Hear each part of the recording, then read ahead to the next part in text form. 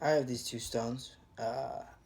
This is the Chosera 10K, and this is the Shapton Glass 16K. In this video, I'm going to be doing a comparison between the two. I was sharpening this knife today. This is an Ontario Rat number 1 in Aus-8 steel. This was reground by a guy named Chase Zimmerman, Dragon Edge Knives on Instagram. Fucking straight up, stand-up guy. Awesome. I would go check him out. He's a fucking awesome dude, and he does knife sharpening for literally nothing. Like, it's like $10 a knife for the level of sharpness that he's given. You should check him out. He's fucking god. He just reground this knife and sent it to me for free. Just no questions asked, just did it. I fucking love the guy. But yeah, so I was sharpening this knife. He regrounds, by the way. Look at that finish. So. But yeah, I was sharpening this knife in the KME, and I started on a 600 grit diamond stone, then a 1,500 grit diamond stone, Chosera 2K, Norton 6K, which, just quick notes on the Norton 6K. It's an interesting stone. It really polishes quick. Like, it really, polishes fast and, leaves a really nice polish. But I keep getting loose scratches with the stone. Stone gouges really easily. It loads really quick. And it does absorb a little bit of water, which is annoying, so it isn't really splash and go for the first couple minutes. I do not recommend this stone, but it works really well.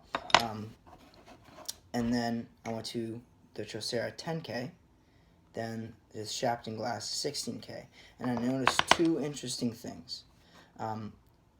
When I finished on this Shapton 16K, instead of just sharpening to a burr, I sharpened on one side, sharpened on the other. I didn't need to check for a burr. I knew it was apexing correctly.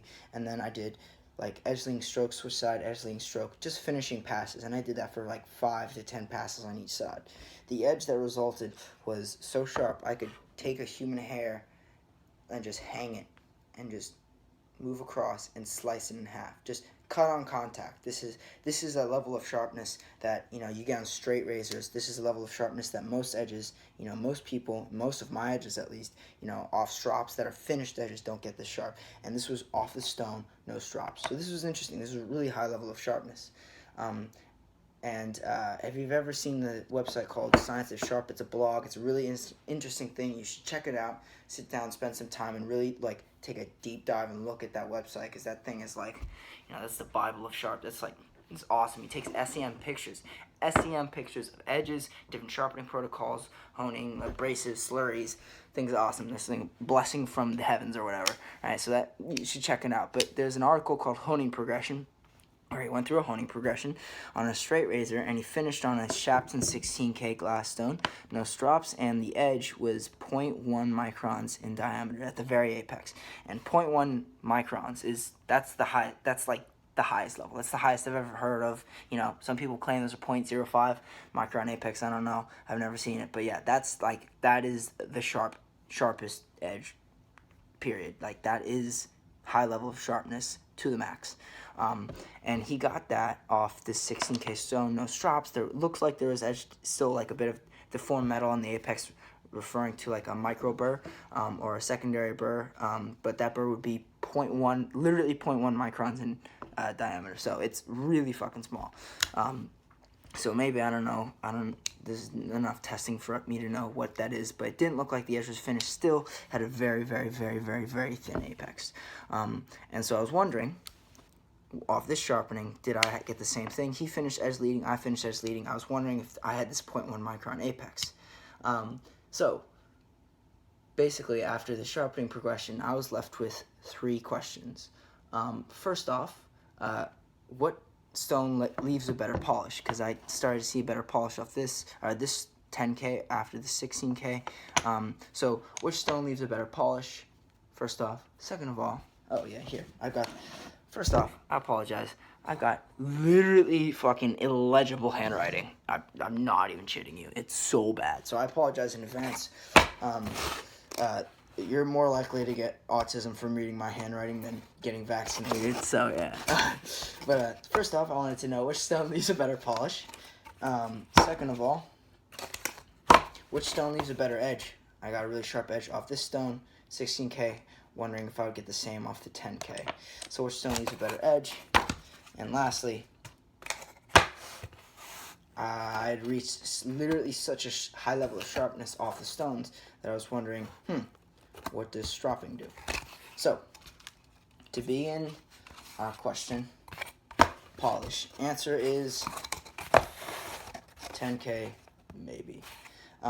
Putting the edge under a microscope, I used 120 magnification. I literally could not see jack shit. Alright, there's like still stropping compound on the edge, and like I was wiping it off with rubbing alcohol. Still, it was affecting the images. And like, you mess with the light a little bit, you see no scratches, and then you change the angle a little bit, and then it just looks like fucking Armageddon. The scratches everywhere. So, I'm not a microscopy expert. I don't know how to. I literally have no idea what I'm doing with the microscope. I'm stuffing my eye in a thing and pointing at an edge, and so microscope didn't really work because I'm trying to make a comparison, and the level of difference was not really noticeable. But to the human eye, shining under a flashlight, it did look like, after the fact, the 10K stone left a better polish. Do I know that for sure? No. Is it a conclusive result? No. That's kind of like a further research thing, because I don't know. But, the thing is like the level of difference between the two levels of polish, I just have no idea. Now, if I was really good at sharpening, I'd probably, and I wasn't using this shitty stone because it was leaving loose scratches, you can use a microscope to look at your edges to see if you're looking for any loose scratches. Like if you have a complete perfect mirror edge polish, right, like RS Travis on Instagram, RS_Travis on Instagram, like fucking no loose scratches, you can use a microscope to see if you can find a scratch, right? Like one, right? But I had a ton of loose ones, so I guess this comparison wasn't completely, viable, but still 10K, I think. Next question. What left a better edge? Not only can I speak, but I can't. Dude, that's a G. E-D-G. What? Yeah, I look like I'm having I write like I'm having a stroke. Yeah. What left a better edge? On hair, the 16K seemed to leave a better edge. But hair is not a standardized media, so there's some fallacy. Sorry, my phone cut out on me because filming YouTube videos is really fucking hard, and I've already tried like twice or like 3 times, and props to everyone who can do it and just sit down and like talk in front of the camera, because it's hard shit to do. But yeah, so edge, hair, 16K seem to do better. Now the hair is a qualitative test. It's a qualitative test. You can look at different results, and you can see different things about the edge based off how it whittles and how well it whittles. And so I did that. I took a separate video clip, and I'll put that in after the card. Best tester, it seemed like the 10K was doing better. Now, for the best testing results, in the best C scale, for the Shapton 16K unstropped, I got 140 and 125. So I did 2 readings on each different test I did, because there's 4 sections of blade, and I probably should have done 3 statistical advantage or whatever, right? But I'm 17 years old, and you're watching my video, so you can go fuck yourself, because whatever, so I only did 2 tests, same part of blade. And also a good thing to know is the variance in the best results usually signifies like the micro burr, the really small secondary burr or whatever. But yeah, so best C scale on strop. Jeez. Oh gosh. I just lost everyone, didn't I? Dang. Alright, so now that no one's viewing, I should continue. I got 140 and 125 on the Shapton 16K unstropped. Chosera unstropped, I got a 116 and 113. Those results are really close. The results show, even though there's 2 tests, it shows that like there probably wasn't a burr there because of the results, but I only did 2 of them. I believe if I did more, that it would show there would be a bigger discrepancy in the results, because I really doubt that off the stone I had no burr. I really, really doubt that. Because with stropping on the 10K, I got an 88 and a 78 and an 81, which is a 3 best range, which is really close.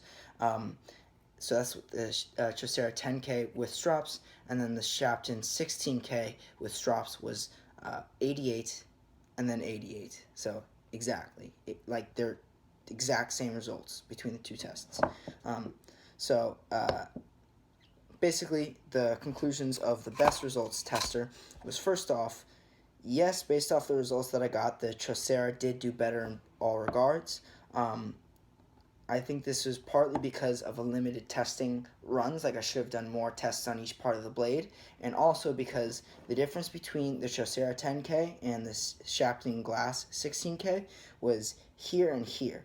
Now, the Chosera, basically as you go down the edge in a fixed angle system, you get an angle variance, and we can see based off the results how close they are that there is no burr here, but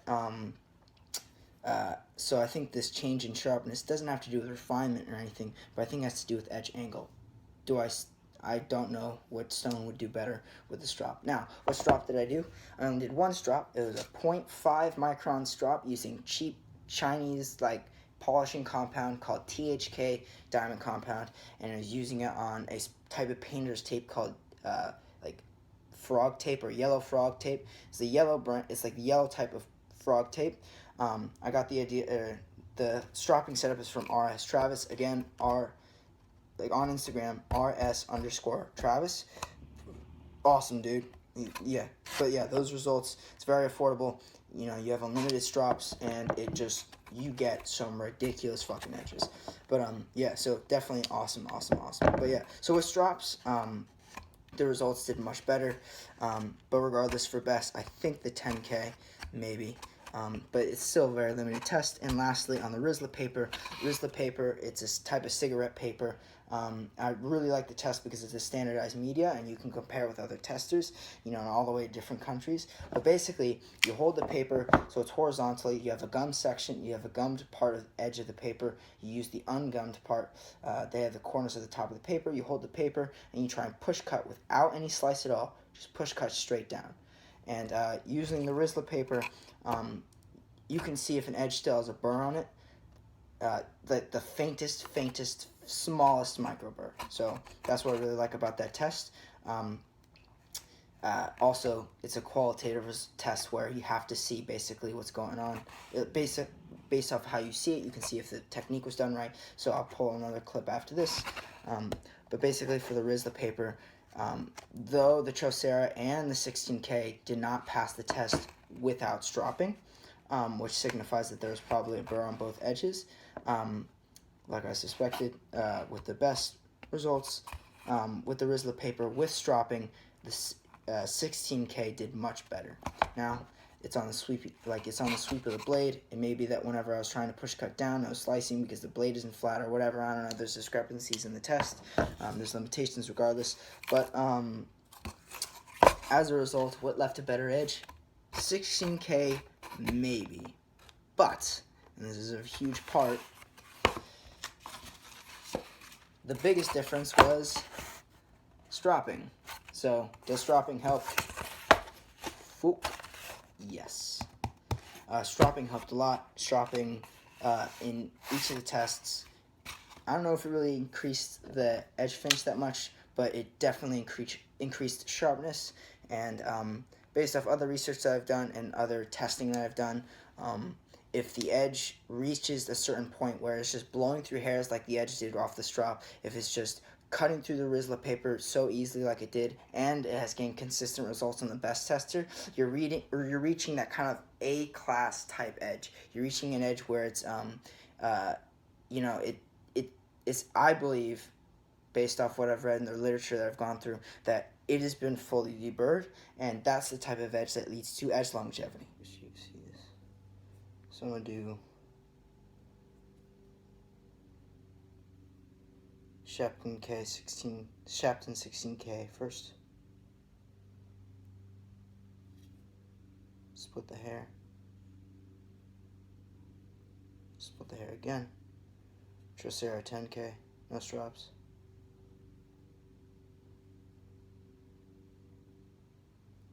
Split the hair when it was really close to my finger.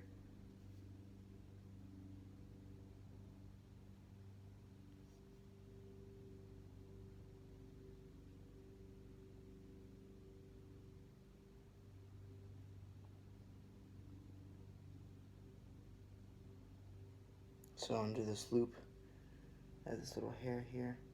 It's not splitting. Under the Chosera, just barely. Let's try the 16K. Shapton. Shapton bites. I can pretty confidently say that without strops, the Shapton 16K edge performs better on hair than the Chosera 10K edge.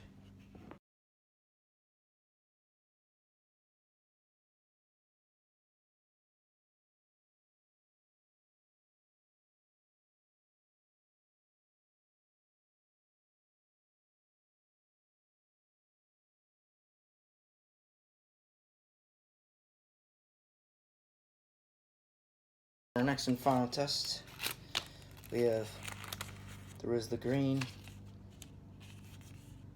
cigarette paper. Alright, so first, Shapton 16K no strops. Decent. Fail.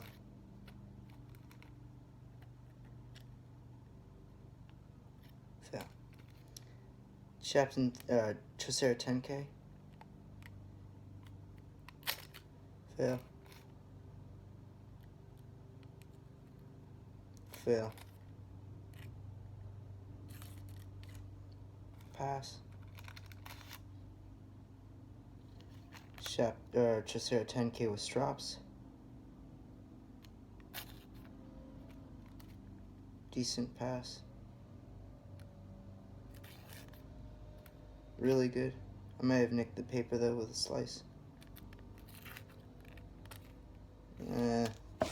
Almost failed, but still was pretty cutting. Lastly, Shapton 16K with strops. Pass with flying colors. Super, just phenomenal. Really good. Yeah. Shapton 16K with the strops really killed on that one.